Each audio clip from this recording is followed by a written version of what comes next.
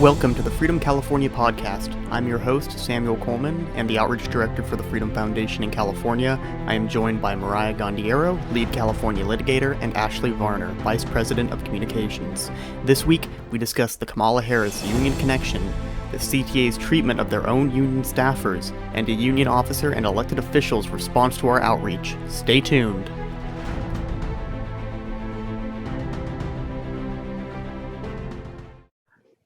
Welcome to the Freedom California podcast. Today I'm joined by Mariah Gondiero, Lead California Litigator, and Ashley Varner, our Vice President of Communications. Today we're going to be talking about Kamala Harris's Union Connection, a story about a public employee, union officer, and elected official in Humboldt County. And then we're going to be finishing up by talking about the California Teachers Association's double standard when it comes to dealing with their teachers and then dealing with their own employees. But first, Ashley, welcome to the podcast. This is your first time on. Thank you so much for having me. It is an honor to join you. Fantastic. So, Ashley, usually I like to ask everyone an important question the first time that they come on the podcast. This question, of course, which is better, Coke or Pepsi? You know, it is an important question, and I'm glad that you've asked. I am a proud Pepsi person. I heard an article like a decade ago that if you want to get the corrosion off of your car engine, you pour a can of Coke over it. Yeah, I've seen that, and that makes me proud to be a Pepsi supporter. So we're 3-for-1, by the way, or 3-to-1 for Pepsi Coke fans at the Freedom Foundation. And I'm hoping, yeah, I know, it's exciting. And I'm hoping one day we can cycle everyone through the Freedom Foundation on the podcast, and we can have like some sort of final tally for which is actually better. And then, anyways. I guarantee you we have a few people who will say Dr. Pepper or RC Cola or something just to be non-inclusionary.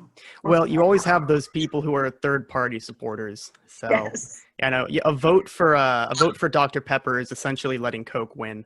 So, anyways. So I want to start by talking about Kamala Harris and her connection to a lot of the biggest unions in California. So Kamala Harris has been endorsed by multiple unions, but especially by SEIU, the Service Employees International Union, and she's largely beloved by these unions. The most, I'd say, shocking thing that we've learned in the past was this blocking of the sale of a hospital because, and the reason here is important, so she blocked the sale of a hospital that was essentially going bankrupt because the hospital or the chain that was going to be buying this hospital refused to allow SEIU to unionize the entire staff of the hospital. So why don't we go ahead and open this up for a little debate. Mariah, Ashley, what do you think about this? Well, I think it's really funny that, you know, one of the key hallmarks of Kamala Harris's campaign is that she's fighting for the little guy, and yet she has an organization like SEIU 2015 funding her campaigns, and we have now had 3 lawsuits against SEIU 2015. One of them is a class action, and 2 of them have alleged forgeries. The union forged 2 home care providers' salaries. So I think it's kind of almost laughable that she, you know, claims she's for the little guy and she has this union backing her, and yet this union is literally taking advantage of vulnerable home care providers who are caring for their disabled loved ones. Right. Ashley, what do you think? Well, yeah, I'll tell you, you know, this particular instance you're talking about with the hospital situation, the union didn't care that these were, I guess, Catholic hospitals, I believe. There's a couple of them. They were in some trouble. The union didn't care about the jobs threatened by those hospitals going under. They didn't care about the patients who would be losing access to their ongoing medical care by these hospitals. They wanted to make sure they could unionize all of these hospitals during the acquisition process. So that it's all about the money, right? It's all about the Benjamins, I think is what we're Right. hearing lately. Yeah. So they didn't care about the patients, and they didn't care about the people whose jobs might be lost. And in the end, those people lost their jobs and the patients lost their care because the Catholic hospitals filed for bankruptcy. They needed to be sold for pennies on the dollar at a cost to taxpayers, but none of that mattered. What mattered was expanding their union membership so that they could increase their incoming profits that they would then later use to fund Kamala Harris's next run, you know, and whoever else runs in California who takes money from the unions is at the behest of the unions. They do their bidding, which is exactly what, as Attorney General, Kamala Harris did in this situation. She blew up a deal to acquire a string of struggling hospitals, not caring about whom else it affects. She was doing the bidding of the union.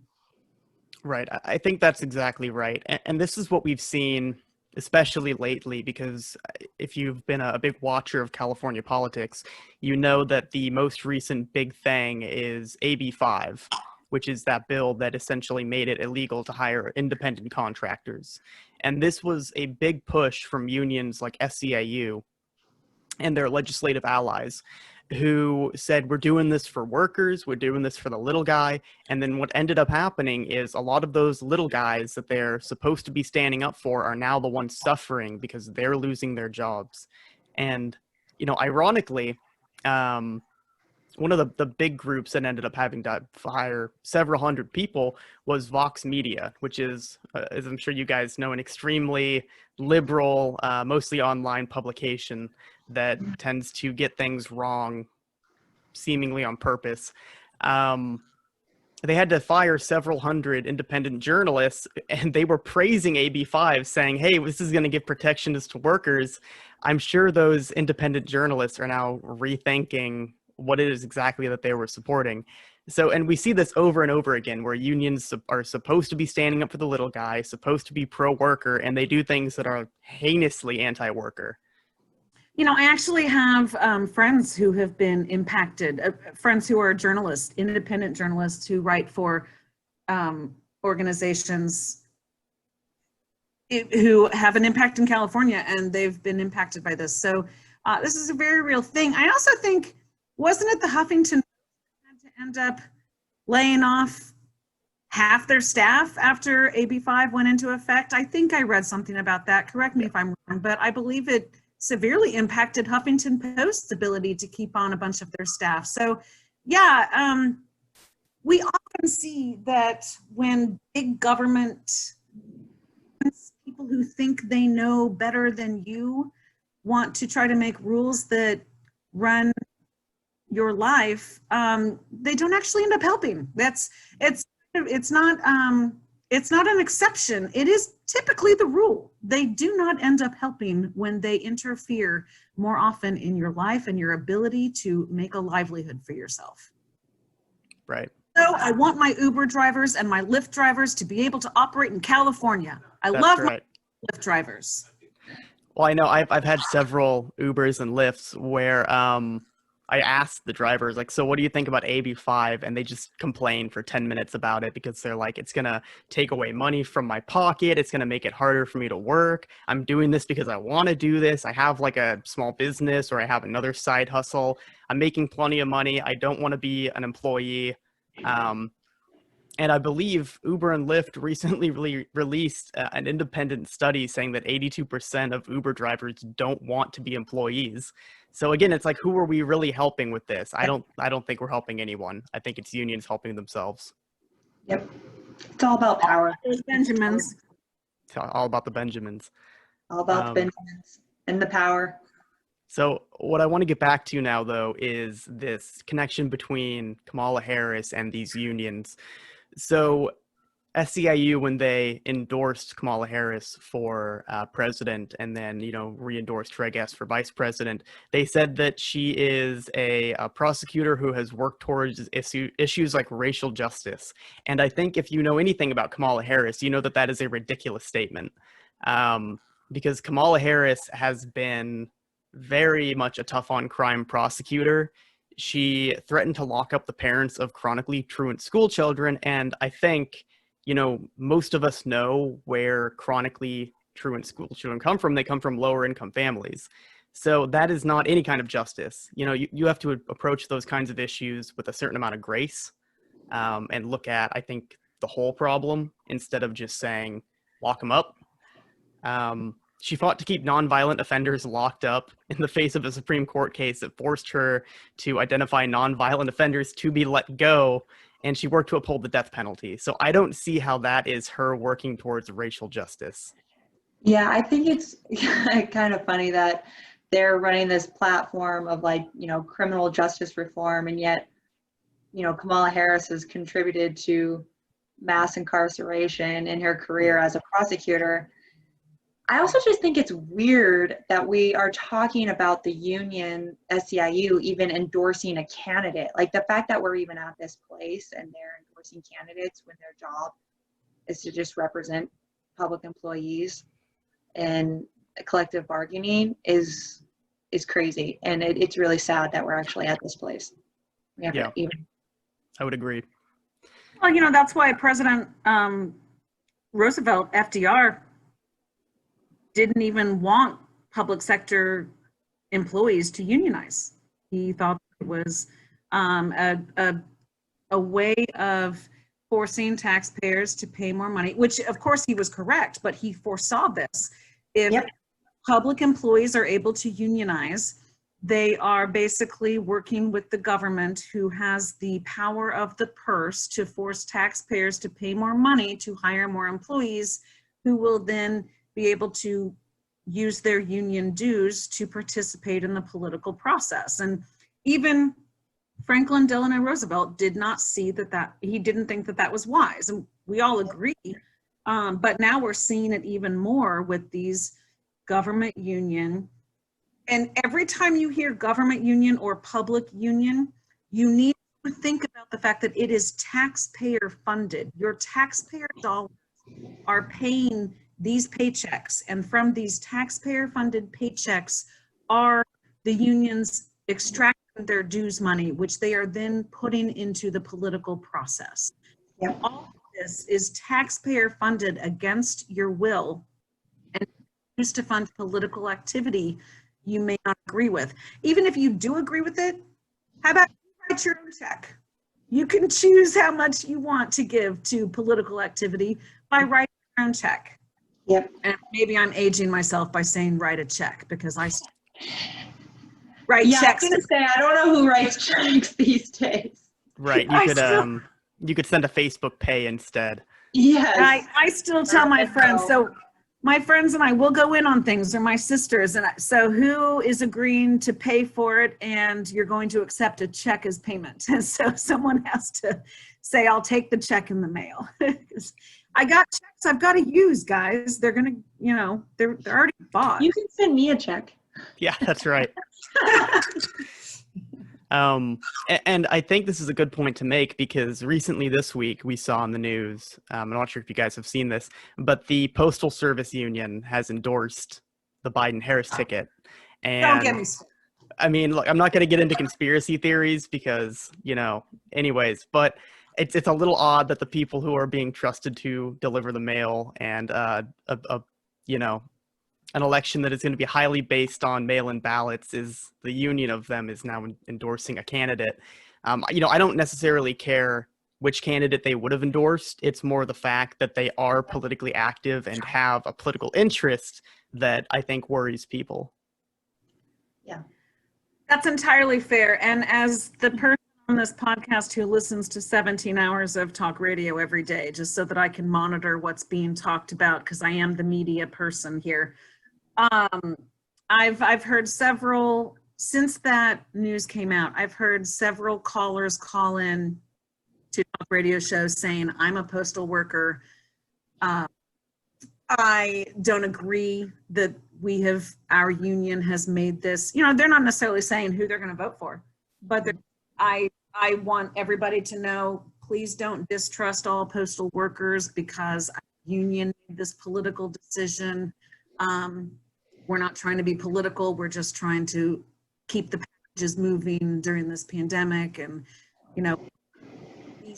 we are sometimes the only person, an elderly person or a person with immunocompromised abilities sees during this pandemic, and sometimes we're the people who says, oh, I haven't seen this person in 5 days, or they haven't picked up their mail, maybe they're sick or something's going on.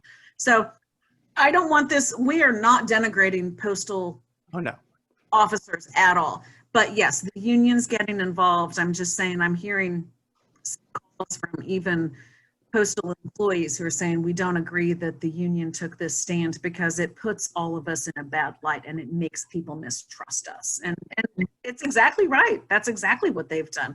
That's why public employees shouldn't be unionized, right? So. Okay. All right. Well, Ashley and Mariah, thank you for joining me. We're going to take a quick break and then we'll be right back. If you like what we do and you want to see more of it, please consider making a small financial contribution. The Freedom Foundation is a 501c3 nonprofit and all donations are 100% tax deductible. Visit freedomfoundation.com/donate. So Mariah, Ashley, thank you for joining us again. What we're going to talk about now is the California Teachers Association had a mini scandal about 2 weeks ago. And so for a little bit of background, the California Teachers Association represents about 310,000 teachers in the state of California.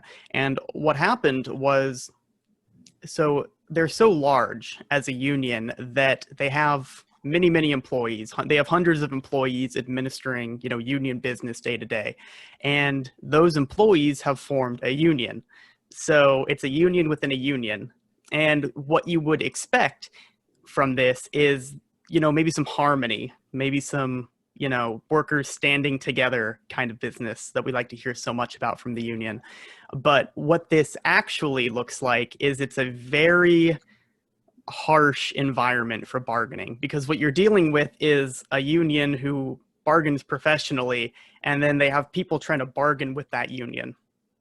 So what happened is the California Teachers Association put out a new contract that they were bargaining over. And one of the provisions on this contract was a massive cut to the way that retirement is calculated for their own employees.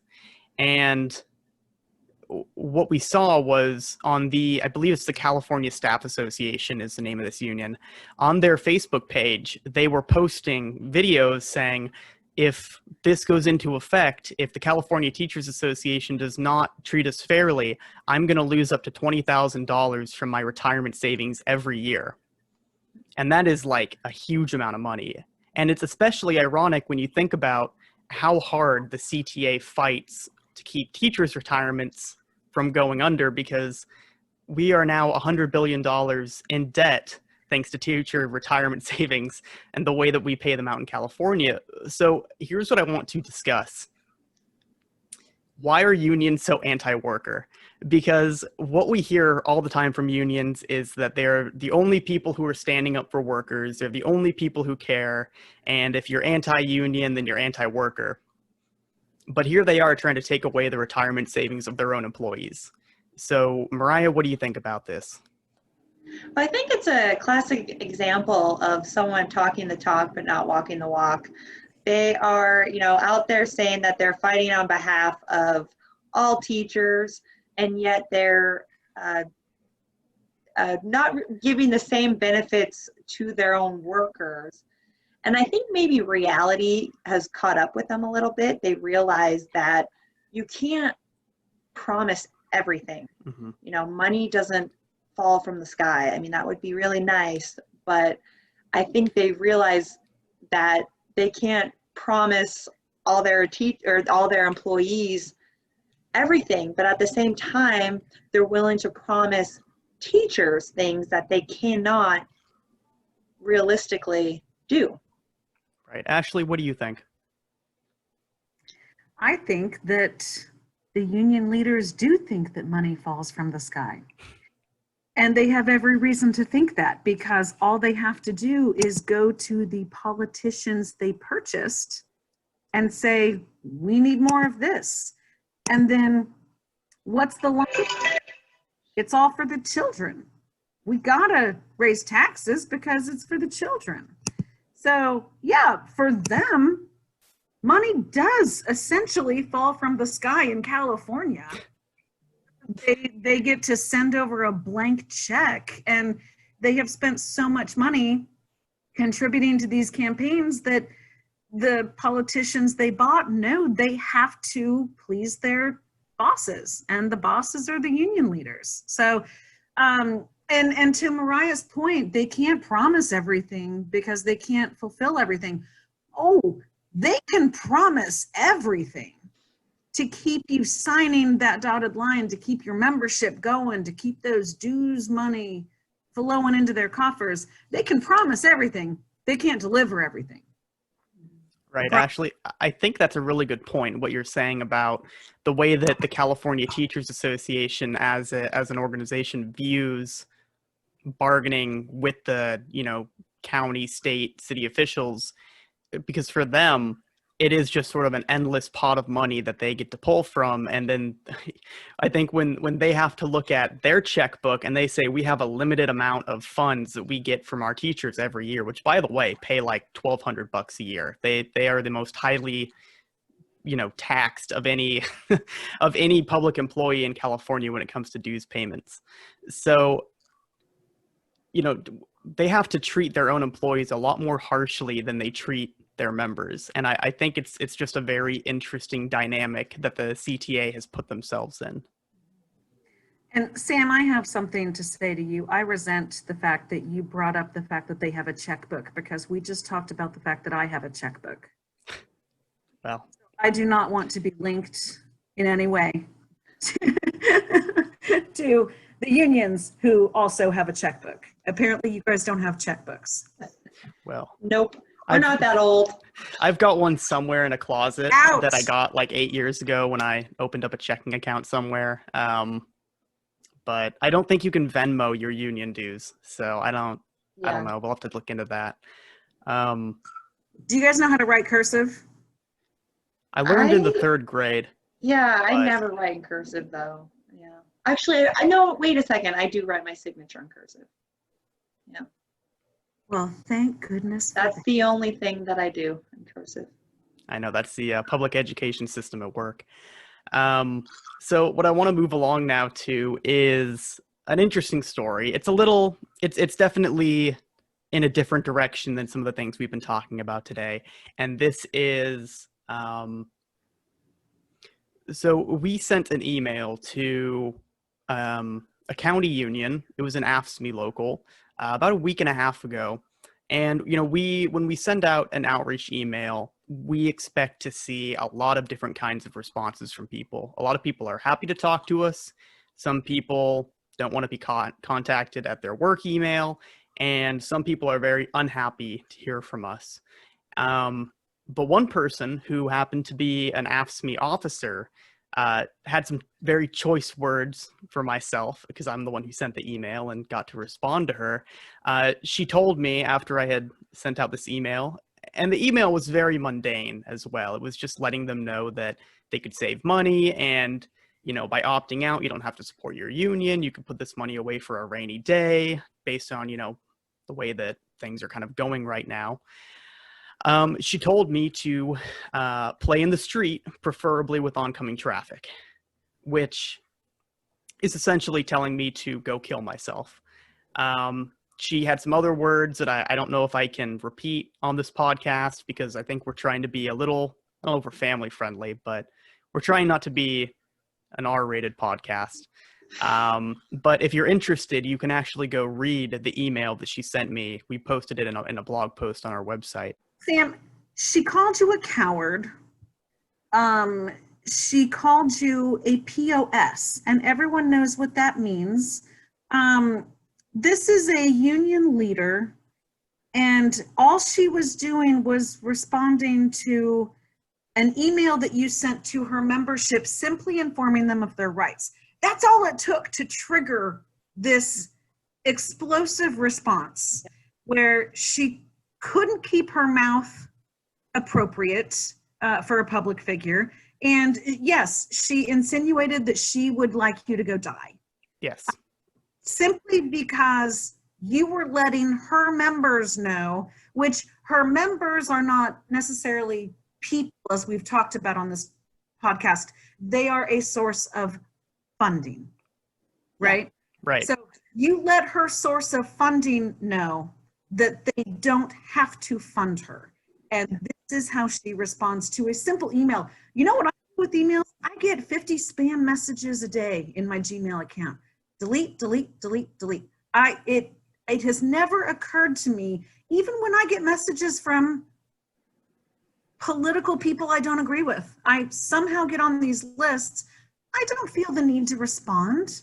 It doesn't matter to me to take the time to actually email hateful things to another person who simply pushed send on the email. Right. The fact that she did this says a lot more about her and a lot more about the union's attitude toward their members finding out the truth. And it says a lot more about their perhaps being scared. Yeah. That's what I was thinking too. I mean, it really, you know, my thought was, why is she getting so scared and so angry simply because you are informing public employees of their rights? Yeah. I mean, are they not confident in their own abilities to retain membership without having to keep members in the dark? Well, and that's exactly what I said back to her, because she called me, like Ashley said, she called me a coward and said, "I dare you to respond to me." And I said, "Okay, challenge accepted." And I responded to her and I said, if you are a high quality union and you are providing high quality, representation to your members, you have nothing to fear. If people want to pay for your services, they will. If they think it's a good service, they'll pay for it. That's like the basics of any market. If people like things, they'll pay for it. And I think it's important to note here that not only is she a union officer, not only is she a county employee, but she's also an elected official.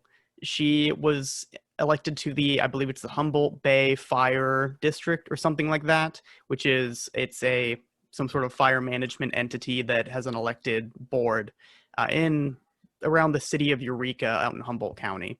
So it is it's a relatively minor role. It's a volunteer role. It's not like she's collecting a paycheck for doing that. But it is important, I think, to note that, these are our leaders. These are people's union leaders. And I think we should expect more from them. Absolutely. Absolutely. I mean, I think in our last podcast, we talked about, as elected officials, you should adhere to a higher standard of conduct. I mean, this certainly isn't a higher standard of conduct. This is like the worst standard of conduct. And then to also say this during a pandemic, like or talk this way during this time when, people are suffering, Yeah. To treat you that way is also pretty callous. And that's an important point too, because the CDC recently did release some, I think, startling new statistics that show that people age 18 to 24, I'm 25 by the way, full disclosure, have had a risk of, or a 25% increase in suicidal thoughts in the last month since the lockdowns. There's been a 50% increase in anxiety, around, I think, a 46% increase in depression. 24.7% of people have started using substances to cope with pandemic-related stress, or lockdown-related stress, rather. So this is not the time to be telling people to go kill themselves. Regardless of what you think about them, regardless of how you may perceive them to be your enemy, this is the wrong time to be spreading rhetoric like that. Absolutely. Yeah, I expect better behavior, not just of a public official. I expect better behavior of the person 6 feet in front of me at the grocery store. Mm-hmm. We all in this together? Well, right? Isn't that what your King Newsom says? that's the motto. Yeah. Yeah. So it's irresponsible. It's hateful. I read the email discussion. She suddenly came to her senses once he reminded her that she put things in digital form that could be shared with her members. And once she was reminded that her members might see how hateful she is, she suddenly decided to tell you that she didn't want you to actually kill yourself. But it took that.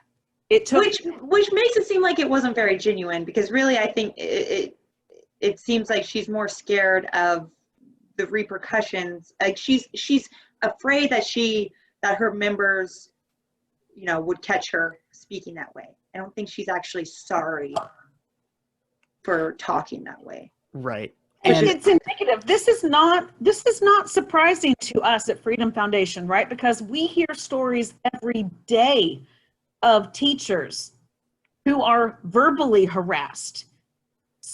When we were still having people standing outside government buildings, they were physically harassed by union representatives who were so offended by our presence to inform their members of their First Amendment rights. They follow our employees to their cars. They take pictures of their license plates. We had a window shot out at our headquarters up in Washington. You guys talked about that, I think, on one of the last podcasts.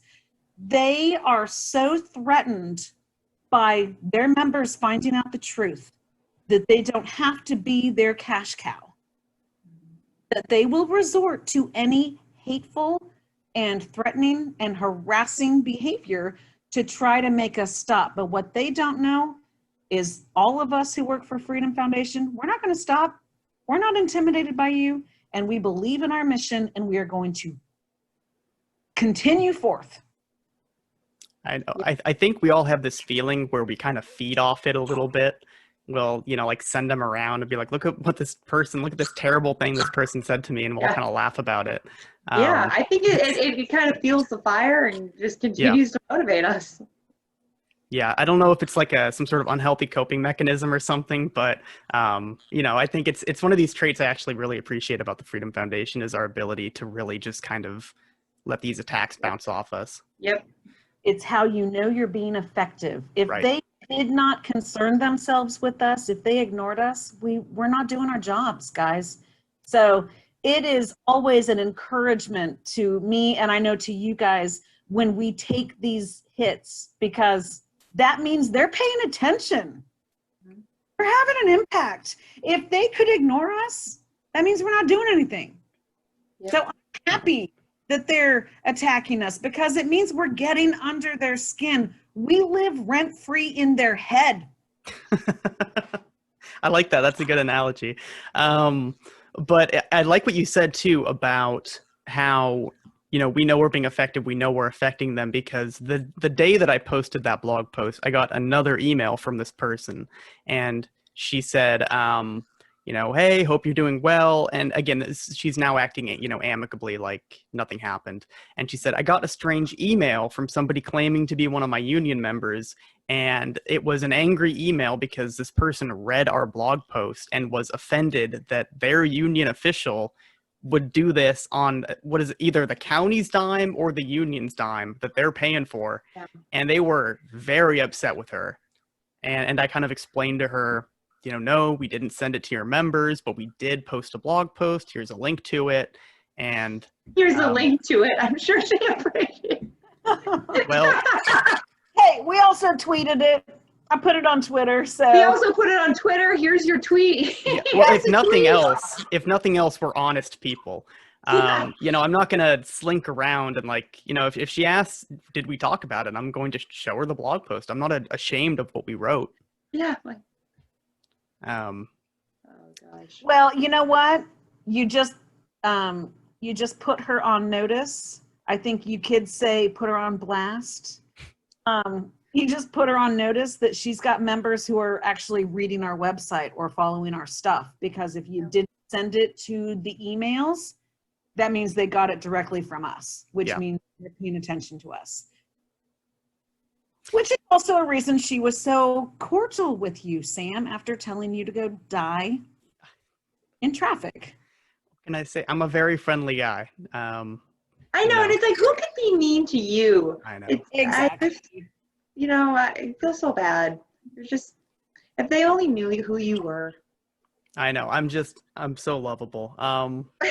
But anyways, Let's not make this a love fest, guys. I know. We're all gonna start singing Kumbaya and join hands together. Oh, Maxine.